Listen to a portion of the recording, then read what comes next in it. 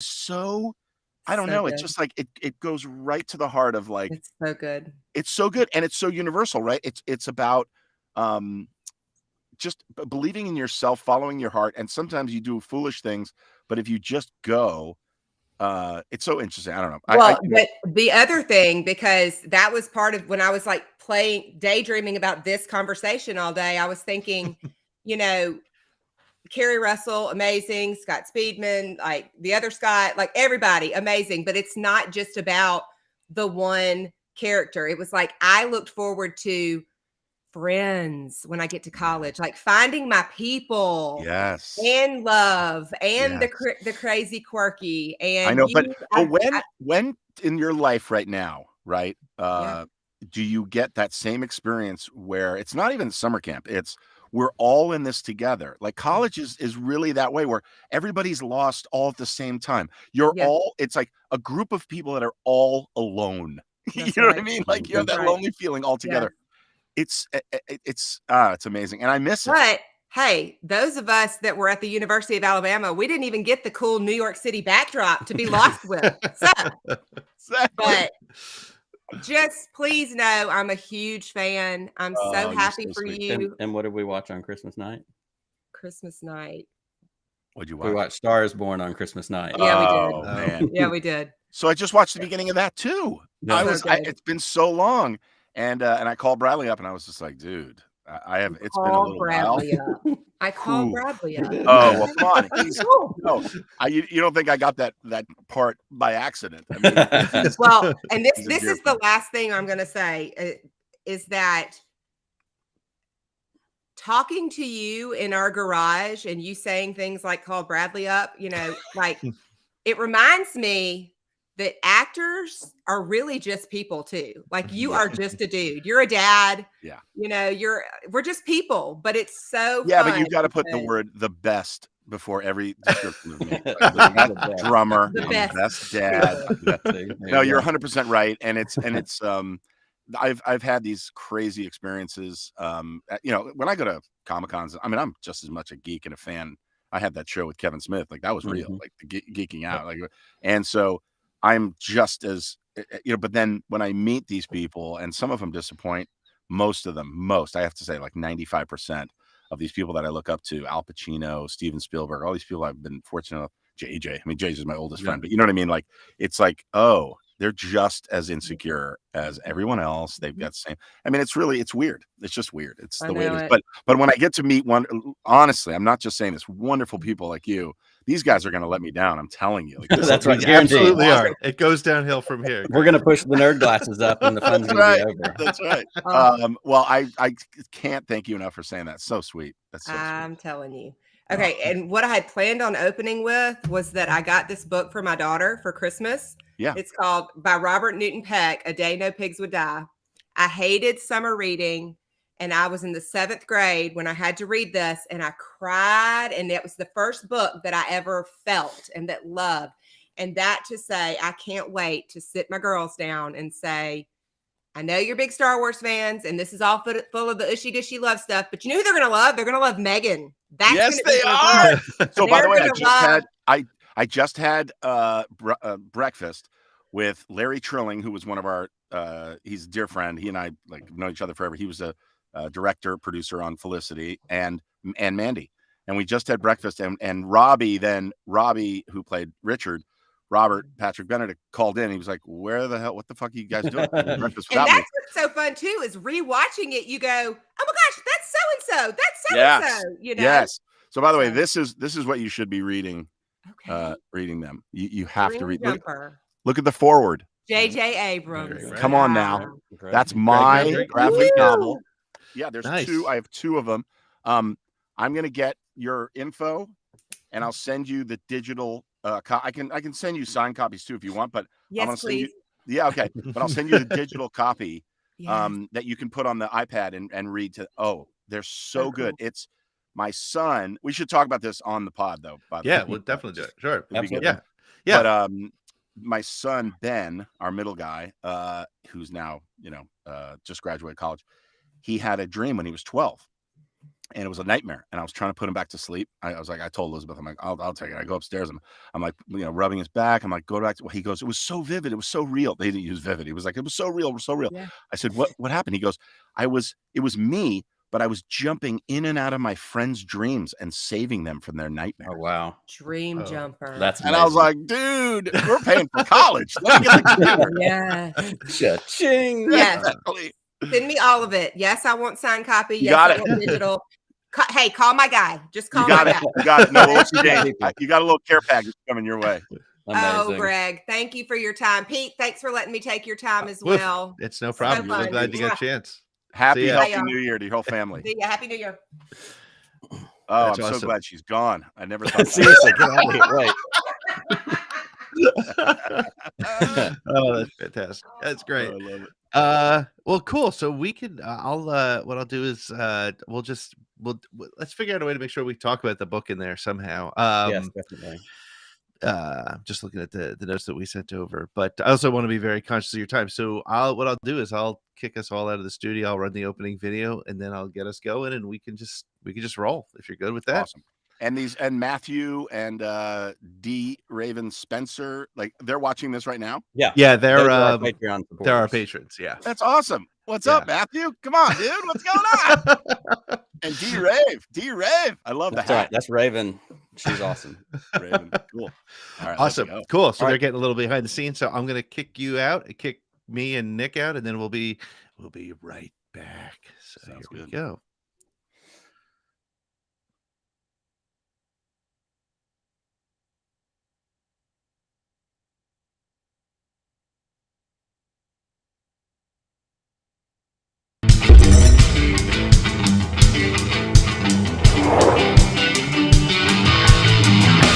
What's the big question people have? Like, what's the thing everybody's wondering about? What's the thing I don't understand? What would I want to hear? It's like, that's Big Darklighter's helmet. So how did you know? Because I'm a nerd. Cassie and Jim on the beach, and people are like, no. I can literally hear people that go, no. Because Darth Vader was the scariest thing that had ever happened to anybody, and this guy literally looks like the devil. What are you doing, C-3PO? I'm taking one last look at my friends. These aren't your friends. And I get a later call that said, yeah, you probably want to use Wedge Antilles. That spirit of doing everything they can to tell the story they want to tell, I think really comes through on Star Wars. You don't do that. There is no try. I joke that the best thing about writing Princess Leia is everybody knows who she is, and the worst thing about writing Princess Leia is everyone knows who she is. It doesn't look like they're even hungry when they get out. They're not just like, did you bring a Snickers or something? I'm honored to be here. I'm also impressed that you got Zach Galifianakis as a guest tonight. That's so funny.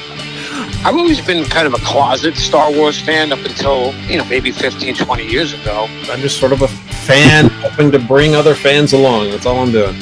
The galaxy isn't growing to push people out. It's growing to let more people come in and find their love so that it's able to continue and create this connective tissue that grows forever. Where now I feel like I can't do that because somebody's going to turn it into a blog post and then it's going to become a whole thing. I have had the best time ever on Around the Galaxy. Coming back to a show that I dearly love and admire, so thanks for having me.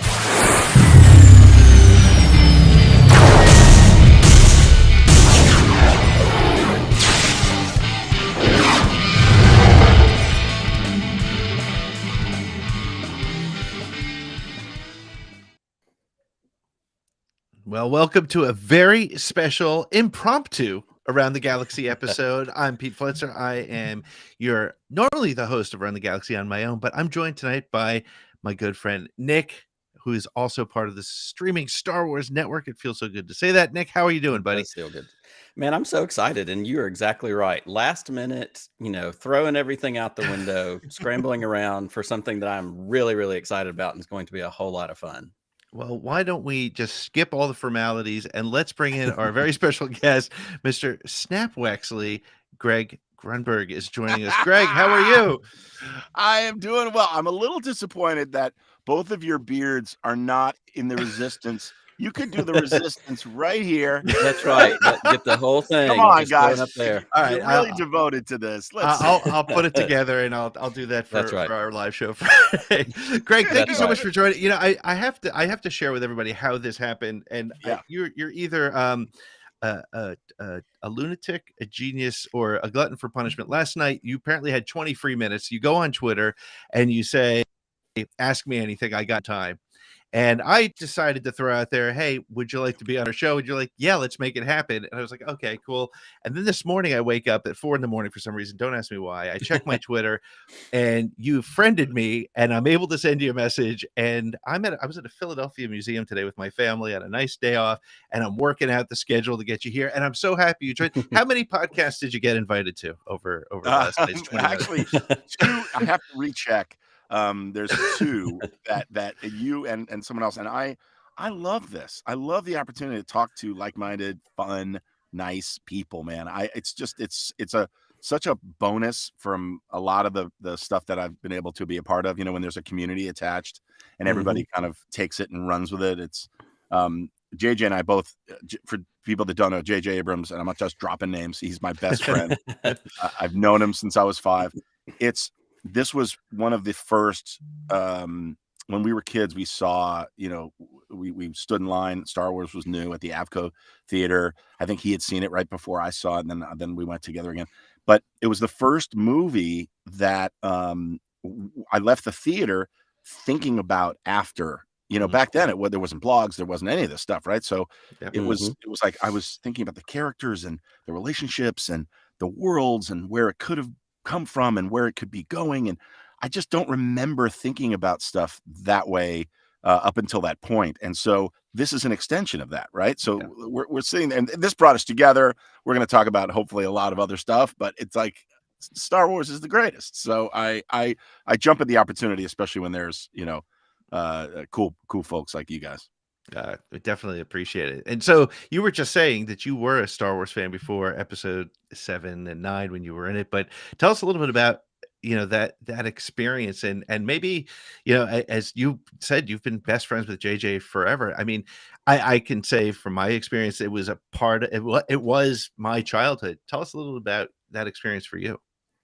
Well, I had a wacky, you know, sort of view with movies and TV. I didn't, you know, I was on Heroes, right? The show that had so much comic book influence, and it was part of the story and everything. And when people, they meet me or they're interviewing me, whatever, they just assume that I had deep cuts like Kevin Smith had, you know, when we were doing Geeking Out. He was like, oh, he knew all the deep stuff. He knew the origins of the characters. He knew, you know, all the literature that would accompany something that I was just a fan of the TV show, you know, Batman and Robin, or I would watch Star Trek, and then Star Wars it took me away. Like I said, you know, it became, it was just this wonderful escape. And then the family aspect of it and all of it, the brilliance of George Lucas and the insanity that must have gone on in that guy's head, and the pitches. Can you imagine, you know, he's pitching this, and I know you guys have probably talked about this a million times, so forgive me, but you know, he pitches this and the network or the studio people are like, after he leaves, they're like, that guy needs to be checked out.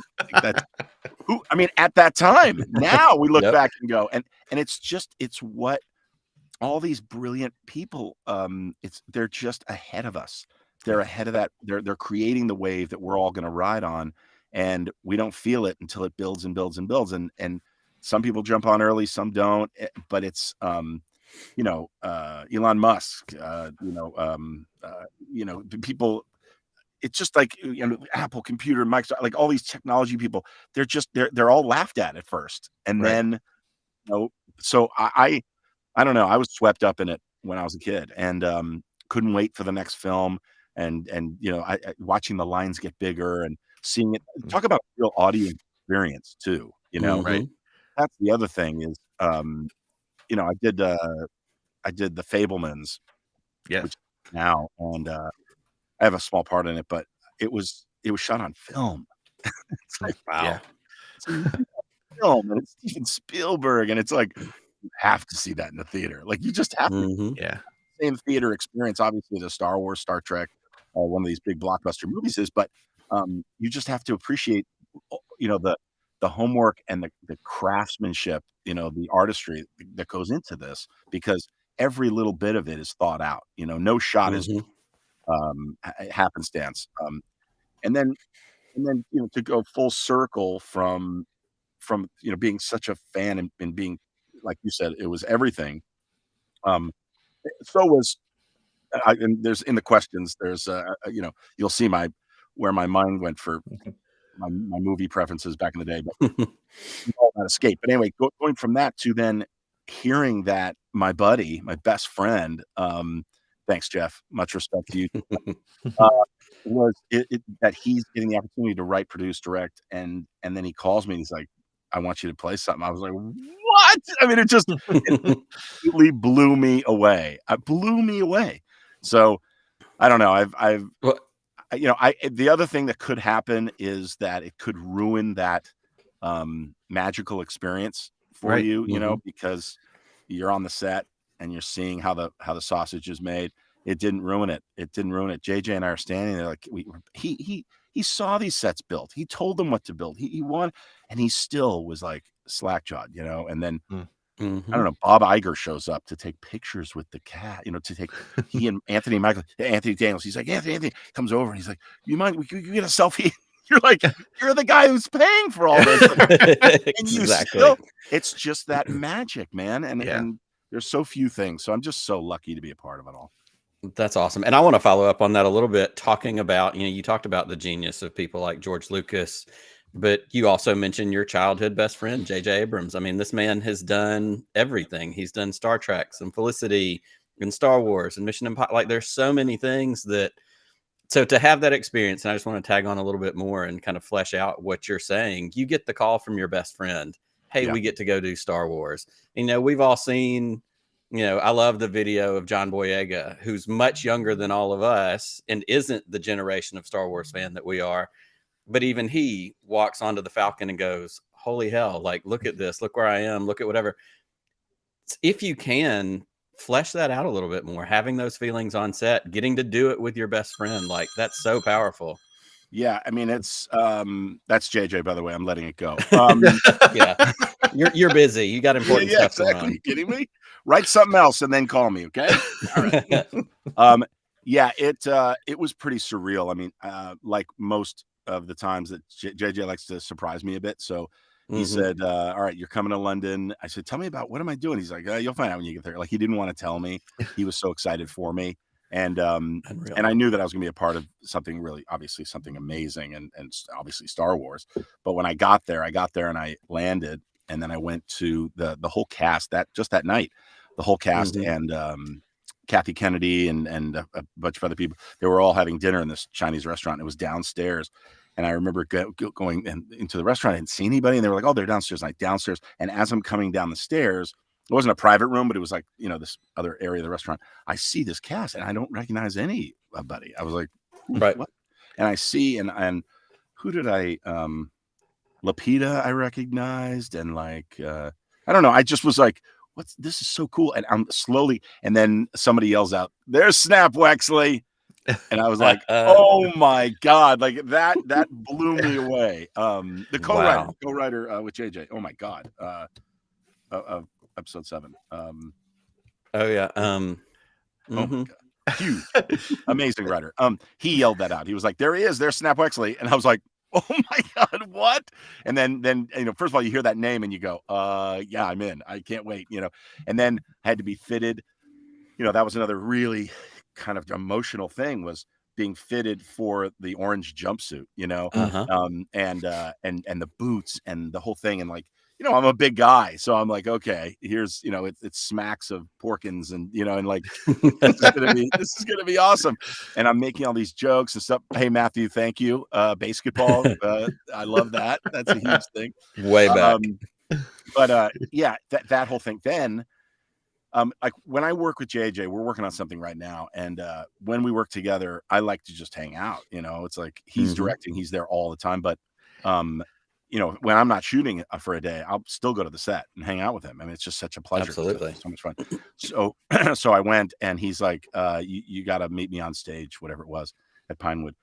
And I go and I meet him there, and we walked into the Falcon for the first time. And that was, I can't even describe it. So remember, episode 7 was the first, bringing it all back. And the security was ridiculous. There was, there were drones over the studio, paparazzi and magazines and stuff all the time. So going from the trailer to the set, they had cars for us. But even going from your trailer to your car, they didn't want anybody to catch what you were wearing or what you were doing. So you had to wear a cloak. So I had this thing and whatever, and it was hot, and I had and then a cloak over it, get in the car, go to the thing. But the day that I first walked on the Falcon, I wasn't working. So I just went to the set, and they took your cell phone away. You weren't allowed to have. Meanwhile, it's me, it's JJ. I snuck my cell phone in, right? So I actually have video of the first time I walked on the set, and it's a set. It's not perfect. There's pieces. The cockpit is nowhere near anything else. It's like it's whatever. Sure. But dude, doesn't matter. It doesn't matter. The emotion that came over me was just amazing. And then the thing that I remember, and of course I remember it like there was a fan blowing my hair back. But it was JJ was at the end of this hall, and he's just the best ever. And so I come around and I see him, and he sees me, and he's like he's got this look on his face like, can you fucking believe this? Exactly. And that was the whole thing. And my first scene, I'm pretty sure it was my first scene. Where's the I have a photo. Oh man, where's the photo? I forgot what the photo is, but they send it to me. It's that picture of all of us all around, and everybody's there. Harrison's there, like we're all there, and I, Oscar says, so Snap went out and did some reconnaissance and whatever. And I'm now facing everybody, and I've got to kind of lead this whole I mean, everybody was there. Everybody was there, from Carrie to Anthony to everybody. And so we did the first take, and JJ then he's like, all right, cut. Let's move the camera a little bit, whatever. And JJ comes over and he whispers in my ear. He's like, I can watch you watching the movie. You look like you're watching the movie. Because I was so in awe. I was like, I would say my line, and then I was like, I was literally going, that's fucking Harrison. And so I said, and I was like, what do you, and he said it whispering, but I was like, what am I supposed to do? That's Harrison Ford right there. And Harrison looks at me, oh, shut up. It was like, everybody's so sweet and so great. And Carrie, man. That's the question I wanted to ask, and I wanted to kind of tag and follow up. To be on the set, obviously Mark Hamill was probably around, but for the way the movie was structured, obviously he's not going to be there all the time, if at all. Yeah. Okay. So, but to be on the set with those other legends, Harrison Ford, Anthony Dean, and Carrie Fisher is the one I want to ask about. And obviously it was yesterday, it was 6 years ago that we lost Carrie. But to have that experience with your childhood heroes, with these people, not only to be a Star Wars lover, but as an actor and somebody who recognizes the immense talent that they have. If you can speak to just, again, like you said, you're trapped, you're watching your heroes in front of you in the room when you're supposed to be working, but I can't imagine how profoundly powerful even that was. I've had those experiences a number of times, and the real pros that I admire the most will immediately make sure that you are as comfortable as possible. They don't let that happen. They just don't. And I do the same thing for other actors. I've been in situations recently where I'm acting. I could just see how nervous the person is, and maybe they have one scene or two scenes or whatever, or they're new to a show or whatever. And I just immediately, I'll just do, and we all do it for each other. We just go, hey, that was fucking awesome. Like, don't even, or I'll ask them for advice. And they did that. And Carrie was like, do you think I should? And I know what she was doing. She's not asking for it. She's just making me feel comfortable. Right. The first moment that I had with Carrie was, I think it got cut out, but it's this moment where I'm standing there, and it's an over my shoulder onto her, and she's like, Snap, blah blah blah blah blah blah. But it wasn't. We used some of that stuff in 9. We had to reuse stuff, sadly. But she and then she crosses, right? So she says her line right to me, and then she crosses through. And when she crossed through, she came and she gave me a hug, and she wrapped her arms around me and grabbed my ass. and I'm like, oh my God, this is one of my heroes. And and obviously we became very close, and Billy and I are friends, very close. But at that moment I was like, oh my God, this is the greatest ever. and I'm not, and by the way, I am awesome on set. Like, I love being on set. I make it a fun thing. But JJ then walked up to me and he was like, welcome to Star Wars. Like, doesn't get any better than this. And that's the way she is. Everybody was like that. I remember having a moment with I think one of the best actors. They're all amazing. They're all amazing, actually. But Boyega, to me, I just love that guy so much. And I remember, he was like, "Oh, Star Wars was such a Heroes, man. Heroes was everything, blah blah blah." And I took him off to the side and I said, "You got to understand what's about to happen to you." And I know he knew. But I said, man, I can't wait for you to fly, dude. You're just going to explode. You're taking off right now. Just be aware that, because he's handled it so brilliantly. And I'm just so happy for all of them. Daisy, oh my God. Like, they're just the best. They're the best. Yeah. It's amazing. It really is. It was real, and I think that's one of the great things that Star Wars has always done, is put people in the lead roles that you haven't really seen before. They're surrounded with people you have, but I think that's what makes it. I have to ask you one question, because I don't read a lot of the Star Wars books. I hate to admit that, as a guy who has a Star Wars podcast. I don't. I'm calling Charles Sewell. I'm going to call Charles. Get Charles on the phone. Yep. That's right. You're done. You can mail your fan card directly to Greg and he'll shred it for me on screen. By the way, it's funny that you say that, though, because people assume that I do. Right. People come up to me, they're like, "By the way, Nora, it's awesome that she was such a great pilot." That's what I wanted to ask you about, because my favorite Star Wars books, of the few that I've read, are Chuck Wendig's books, and I love Nora and Snap, and I thought that was a really cool story. And when I heard that was your name, I was like, "Oh, that's great!" So they're bringing the character. Did you prepare it all, or obviously you didn't know who you were until you walked into that restaurant?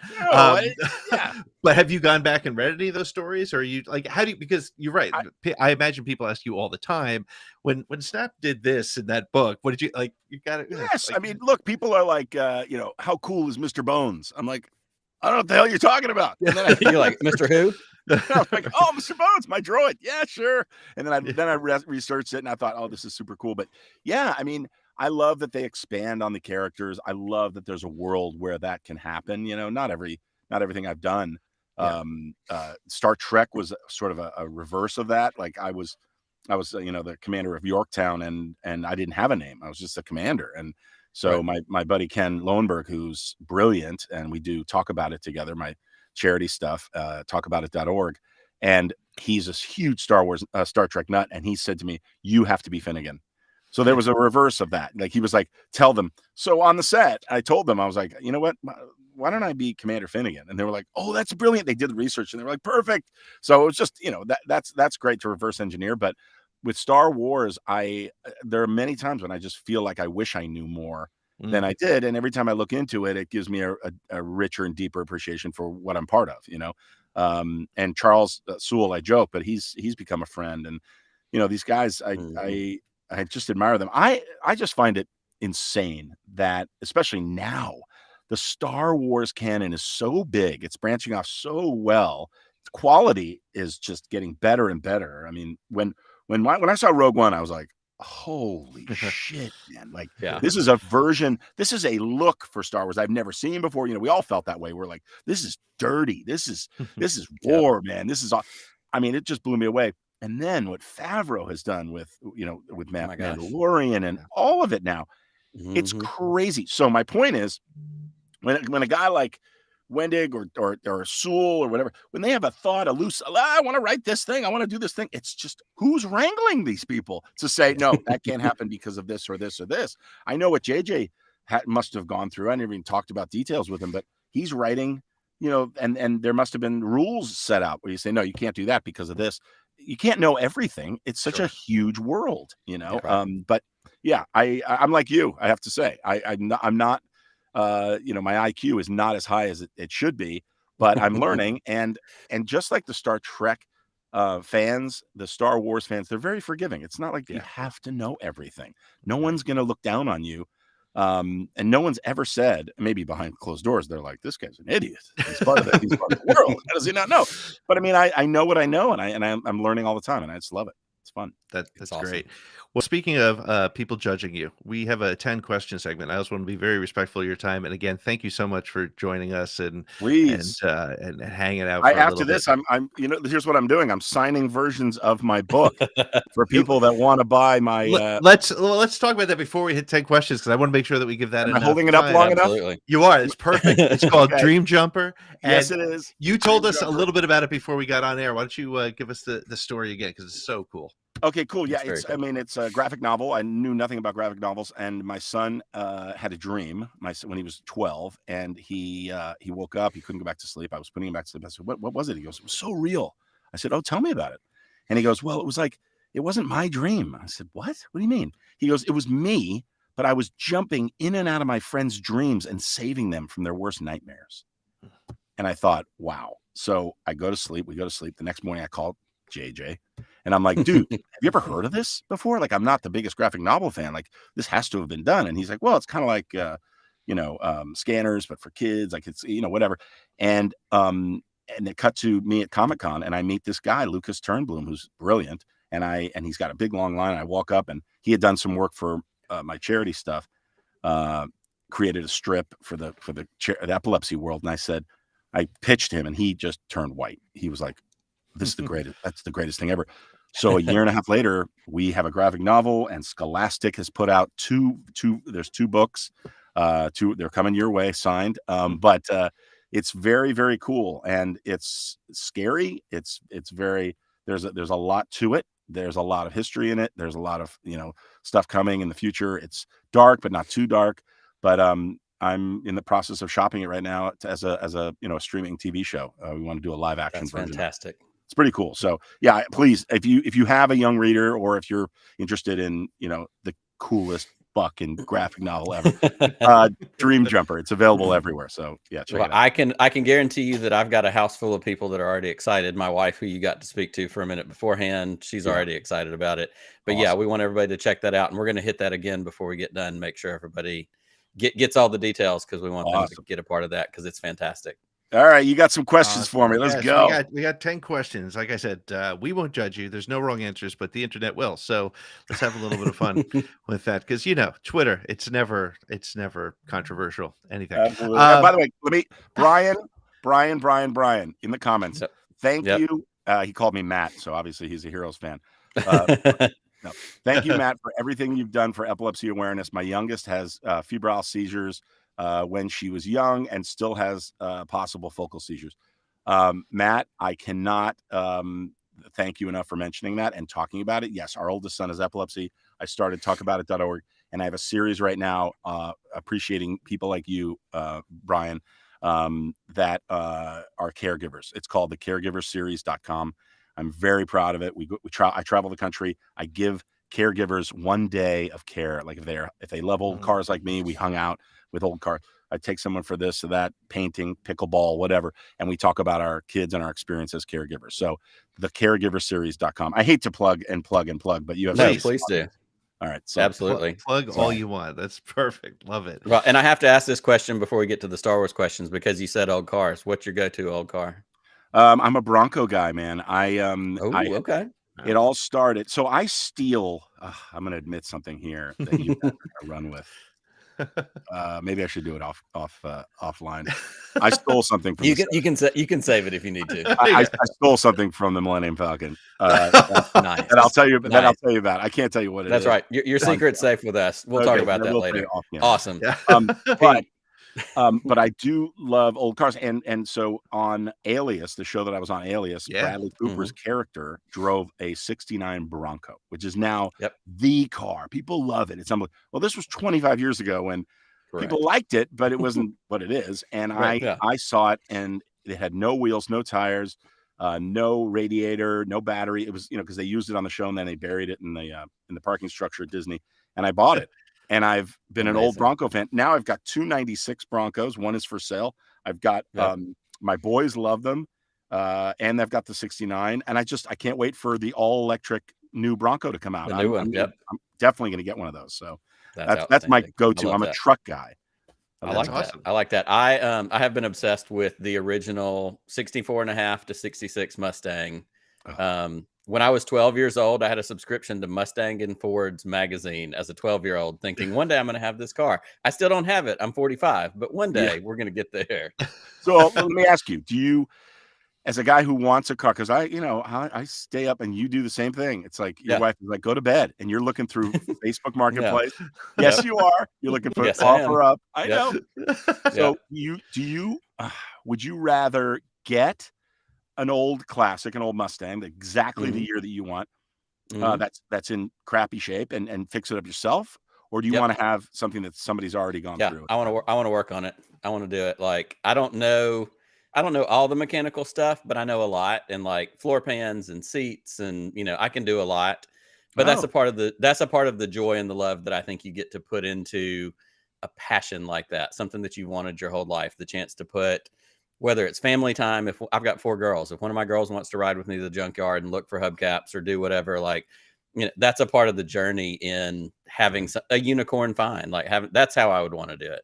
Yeah, well, it's going to happen then. You're going to find it, and then you're going to lie to your wife and tell her that it costs $4,000 when it costs $8,000. Right, and we'll figure it out later. That's right. Exactly. No, it is a great hobby. I've never lost money on a car. I don't buy stuff I can't afford. I mean, to be honest, I'm just being brutally honest. The 2 96 Broncos, I bought each one of them for $3,000, and then I slowly, did the headliner, and I fixed that rip in the seat. I did, you can do things. If you're not going to a concourse level, you don't care about it being numbers matching and perfect. Who cares? It's for you, Yeah. So I'm patient, so I have the ability to play the long game with something like that. Awesome. Well, you got to share with me the pic when it does happen. You got to send it to me and go, dude, I got it. That's right. My day came. Yeah, my day came.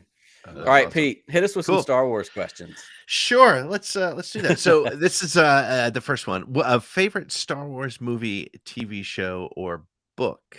You can say one of each. You could say one, whatever you want to do. Well, I mean, episodes 7 and 9 for sure, because I'm in them. That's right. They will forever be my favorites. But I have to go back to the very first Star Wars movie that was ever released, because that's really what just absolutely blew my mind. And then my mind was blown again with The Mandalorian. Truthfully, I was like, and maybe it was because my expectation and Favreau, I know. So I knew it was going to be great. He's so talented. But when you think, I come from the world of like, TV can't be as good as film. There's just no way. Right. So my expectations were low, which is always good. And it was so character driven that it blew me away. So I wish I could nail it down to one thing, but those 3 are 4, I guess, are my favorite. For sure. I think the expectations comes up as a commentary a lot on conversations that we have with our guests, because nothing, when you and JJ walked into the theater in 77, you had no expectations, and I think that's what kills, whether it's Avatar or Lord of the Rings or any movie. If you bring your adult expectations, it's so hard. And I think that really helped Mando, because we all were like, all right, it's a TV show about a guy in armor, let's see how this goes. And that was it. So that's and by the way, my expectations keep getting blown. Like I'm a pessimist in that, we talked about this earlier. I come from when I was a kid, it was like you had to wait 4 years for the next movie. And now it's like, oh, they're watering this down. They're watering it down. And then, it blows me away. They're watering it down. Then another series that blows me away. Yeah. And I'm also discovering this through the eyes, and you guys, same thing, through the eyes of my kids. Yeah. And so it's like fresh eyes, getting their perspective. It's a different world. The standards are incredible. I'm not an Avatar fan, so I don't want to go there. But it's okay. Me too. Yeah, I just don't get it, man. I don't get it. I watch these. I haven't seen the movies, but I watch the commercial and I go, the animation's terrible. I'm like, what's going on, dude? I took my son. He actually enjoyed it, but to me, it was a 3-hour video game cutscene. No offense, whatever. Now. Here we are now. You're never going to get the Cameron movie thanks to us. I apologize. Oh no. Well, we'll transition smoothly from there to the second question, which is, and as we take a tiny divergence from Star Wars, What is your favorite non-Star Wars movie? This is a very unfair question, but let's see what you got. Oh no, this is very fair. I am a huge Chitty Chitty Bang Bang fan. How about that? Yeah, Chitty Chitty Bang Bang again. And maybe that's my love of cars and tinkering. But if anybody's watching this right now, because man, you have a young audience, you know that. Yep. You have a wide audience, but the young people out there, Jeff, Dazed and Confused. Okay, I get it. Yes, Napoleon Dynamite, all that stuff. But Raven knows what's up. Chitty Chitty Bang Bang, Willy Wonka, the original Willy Wonka. Yeah. Those movies. And then if you want to take a well-crafted, like beautiful movie where, and I'd like to know yours. I'll pose this question to you. What movie outside of Star Wars, when it comes on, like if you go mid, if you're just in the middle, you turn on the TV and there it is, you have to watch it. Yeah, it's easy for me. It's easy for me because it happens. Mine's Raiders. Raiders Lost Ark. Raiders every time. For me, it's Jaws, and it's on every summer, and I lose many a Saturday just because I'm like, oh, here we go. Let's sit down. Yeah. For me, it is those two movies as well, but The Untouchables, for me, is also another great That's a great one. Yeah. The tone of that movie and the beginning of that movie may be my favorite beginning to any movie. If you remember, it starts above De Niro and he's getting shaved and he's surrounded by reporters. But what you don't remember, maybe, is that they opened it like a play. The camera's moving and all the reporters, they're all standing still. And you think it's a frozen shot, but it's not, because you see some of them are moving a little bit. And then as soon as it's almost like the curtain parts, and then they start moving. And it's like, what just happened? Yep. So cool. Now I gotta say a Star Wars thing. I know this is gonna take. I'm the one that said I have a half hour, and my plans clearly have changed. I'm apologize. Okay. Talk about a full circle experience. I just did the Fabelmans with Mr. Steven Spielberg, the GOAT. Yep. I just because this is crazy. I sent my audition in. I thought it was another Coen Brothers movie. I worked with the Coen Brothers years ago, and I was like, this feels very Coen Brothers. They wouldn't say what it was. I didn't know but my agent said, trust me, put yourself on tape, audition this, and I sent it in. And then about a month and a half later, I get the call that I got it. And then immediately, JJ calls me and goes, oh, man, congratulations. I've held the secret for about 2 weeks. Steven told me that you were getting this part, and I was so excited about it. I couldn't say anything. I'm like, what? It just blew me away. But here's the thing that's full circle is when JJ and Matt Reeves, when the three of us were really young, the two of them were on a public access show called Gerard Revell, this guy who hosted it, about young filmmakers. They were like 12, 13. They were doing Super 8 movies. Kathy Kennedy, who was Spielberg's assistant at the time, saw that and registered it. So now suddenly they're at DreamWorks, and Kathy gets a call as Steven's assistant from a guy in Arizona. Says, I bought a house. They told me that Steven grew up in this house, and there's a box of film. There's a box of these old Super 8 movies. Yeah, in the attic. I'm cleaning out the house. I think these are Steven's. He probably wants them. So the guy, being the good guy that he is, he came out to LA, gave them to Kathy. Steven was blown away. And she said, you know what? A lot of this film, it's all broken. I just saw these guys on TV, these two kids. They've been splicing these old films. They know how to fix it. So Kathy, with Steven's permission, calls JJ and Matt and says, Mr. Spielberg would like you guys to fix their movie. Holy shit. Holy cow. Right. So suddenly I find, so at Matt's house and at JJ's house, they're on the floor with the splicer, and I'm behind them going, can I just have a frame of that? I was, even back then, I'm like, just give me a broken frame of it. Nope. It all went back. Wow. They worked on the film. Okay. Now cut to The Fabelmans, a movie about when Spielberg was 12 and 13, making those movies. And and by the way, I starred in every one of JJ and Matt's Super 8 movies. Not every one. You know, I was in a bunch of them. And now I'm in The Fabelmans. So Steven took me, he's like, hey, let's go in the other room. And I'm like, sure. And so we when they were setting up the shot, and we sat there and we're shooting the shit, and he's just the greatest, most generous, creative. We're having just a great conversation, and I reminded him of it, and he was like blown away. So it's just like one of those things, man. You know, that's the most meta thing I've heard in a really long time. To have that come full circle, like that's unbelievable. That's such a cool story. Very, very cool. So anyway, so Willy Wonka, you know, and Chitty Chitty Bang Bang, and The Untouchables, and then A movie that's very under the radar, I think, is a movie called Hunter. If you haven't seen that, Steve McQueen, Hunter. Oh yeah, wow. Yep. Yeah, I know exactly Bounty what Hunter you're talking movie. Great movie. Mm-hmm. That's fantastic. Cool. Well, this next one's a shorter question, but describe Star Wars in 3 words or less. I'm going to give Jake, my son, the credit on this. We worked on this one together. Family space battle. Oh yes. I tried to get it down to 2, but family space battle, because family's got to come first in this. That's again, that's the humanity of Star Wars. There's so much more to it, obviously, but I just loved, and I still love, how intertwined and how related. And a couple times it's like, in the universe, there's so many characters out there, and they're related, but it works, man. It works. It's going to be fun. And it's amazing how and I think that's why Mandalorian worked, right? Again, we had no idea what to expect, but it went from being I expected a bounty hunter, Old West kind of thing, and it turned into a father-son story, and it's remarkable. As a father of a son, the scenes hit you so much differently, and a daughter as well. But the father-son situation is very real, and that's what Star Wars is, and that's why I think that's even why Episode 9 works so well. It's all about found family, right? If you just I mean, you and I appreciate this so much more than you do with the girls. I'm sorry. That's right. You'll never. That's the way it is. We'll never get it. Sorry. That's the way it is. That's right. Too bad. I guess better luck next time. Well, so as we move on to the next question, what is your favorite Star Wars sound effect and why? Okay. I love the sound of a lightsaber turning off, not on, off. Yep. Because when you can only, you only get to, I don't remember ever somebody losing their saber in a battle, losing their life, and us hearing it turn off. So when you hear it turn off, that's the sound of victory. That's the sound of, usually someone out there is going to be like, no, there was that time.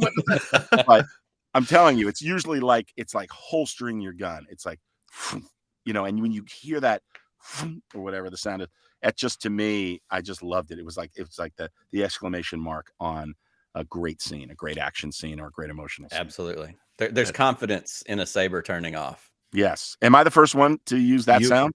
You are. We've For done 170 interviews plus, and nobody has ever said turning it off. So I love it. Best guest ever. That's awesome. Best well guess done. ever. Well done. All right. So I'm always torn if it's who or what, but I'm going to go with who, because who is your favorite Star Wars droid?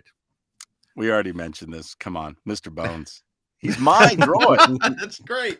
He would kill me. If I didn't say my droid, he'd kill me. So Mr. Bones. You'd have to pay for it. We got to get a live action Mr. Bones somewhere. I got to see that. Again, that was one of the things that I loved about Chuck's book, is it was just like, take a battle droid. I have my battle droid right there, and like make a badass. It's so great. It's so cool. Yeah. Absolutely. Well, and I'm gonna throw a caveat to this question, because you are indeed Snap Wexley. So the question is, which Star Wars character would you most like to be and why? But Snap is not on the table. Yeah, no, I figured that, and I have to say, just really, the same question is posed to me when I get interviewed on Heroes. They're like, "What superpower would you like to have?" Whatever, and I really think about it. I think about it as an actor. I think about it as a character. I think about the layers of a character, and I think Kylo Ren. There's no more layered, more invested, more connected, more emotionally damaged and troubled, and I mean, who's flipped sides more times than a pancake. I mean, that character is just incredible. No one else could have played it. I'll say that right now. I could never have done what Adam did, but or does. Kylo Ren.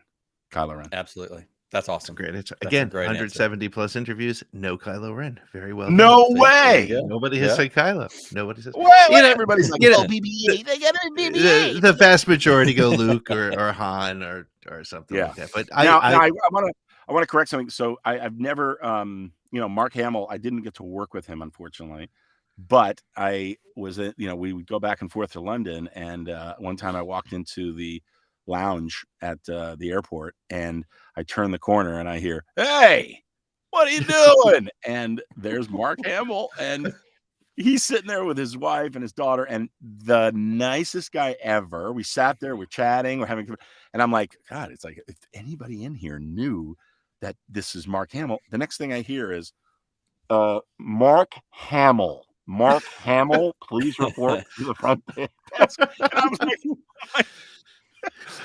you didn't even use your fake name. This is crazy. And that guy's he's one of us, man. Again, just one of us. Yep. He's just the best. So I think that's one of the great things that we've, in this current era of Star Wars, 45 years after the original, 2-3 generations into it, the people who are making it, whether it's the actors or we've had the opportunity to speak to effects artists and all kinds of great people that write. They're just big fans, as you were saying before. JJ, you big fans, and you get to play in this world now, which is so unbelievable. And the fact that Mark has gone into that, yeah, and it reminds me of that clip we run at the beginning of our show all the time. Paul Sun-Young Lee from Kim's Convenience was Carson Teva in The Mandalorian. He talks about, you said this, going to your jumpsuit fitting.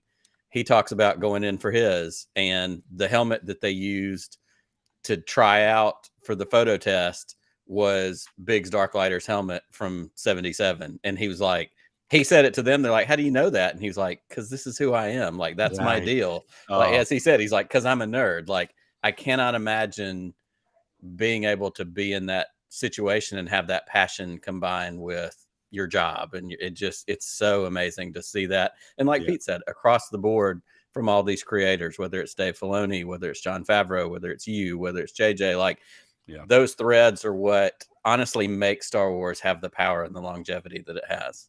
Yeah, absolutely. And, I tried to steal my helmet, and I could not get my helmet, which really sucks because like I steal from everything I work on, and I could not. It's the one that got away.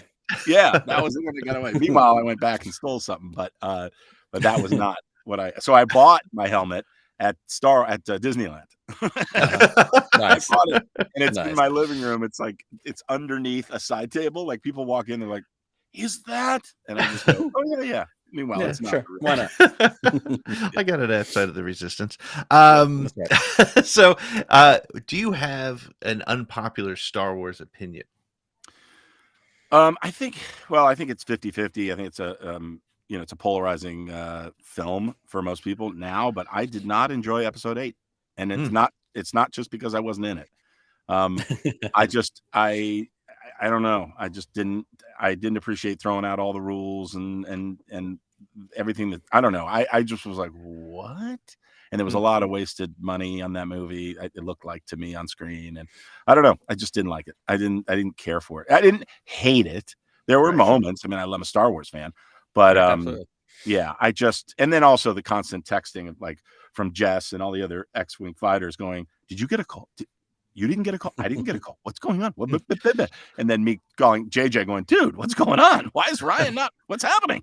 Yeah. But no, it was a choice, and I just did not. And he's an incredible filmmaker. So I just did not. I don't know. You guys love 8? Did you like it? I love the story, but I will be honest and say that it's I don't, when I go and grab a Star Wars film to watch, that one usually is not what I go for. I think the story has a lot of really interesting pieces to it.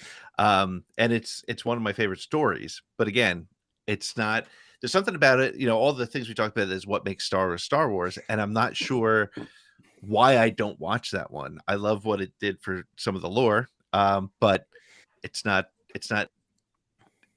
instantly watchable like an Empire or a Force Awakens or something like that. That is so much more eloquently put than my just immediate hatred. But I appreciate. Hey, Brian just said, "I respect the honesty." You got to be honest. Absolutely. You got to be honest. Absolutely. And I think the people that made the movie, I think that they would respect it. I mean, sure. You have I have such a love for so much of that movie. It's not like I hate is a strong word. I did not hate the movie. I shouldn't say that, but I just was disappointed in several sections of it. I was like, oh man, what?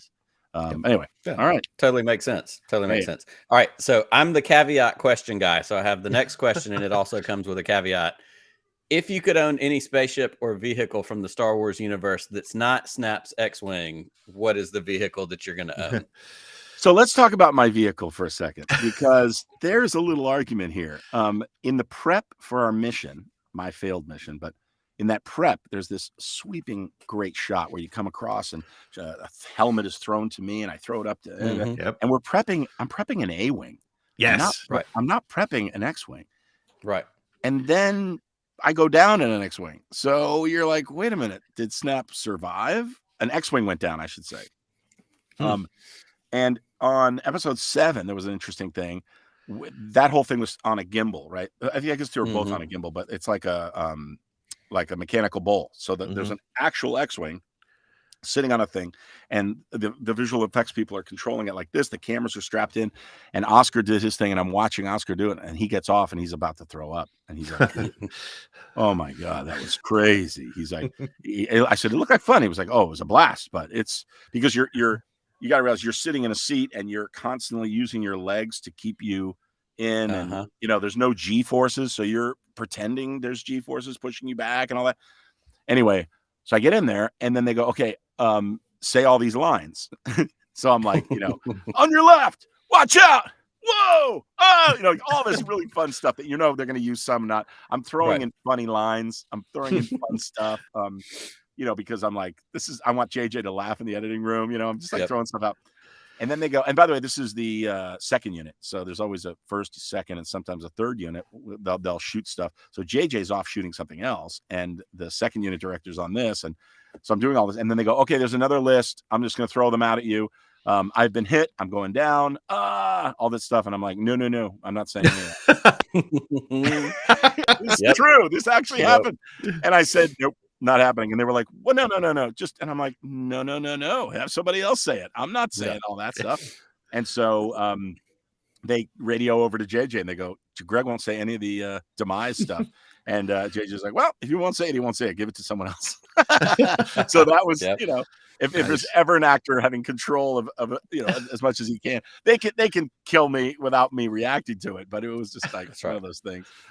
It's so funny. So are you raising the specter that perhaps Snap Wexley survived? That's if I don't, who's going to? I mean, totally fair.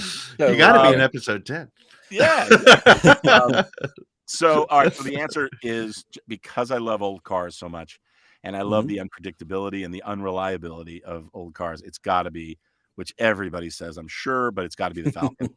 I mean, the Falcon, when you're talking, you're right.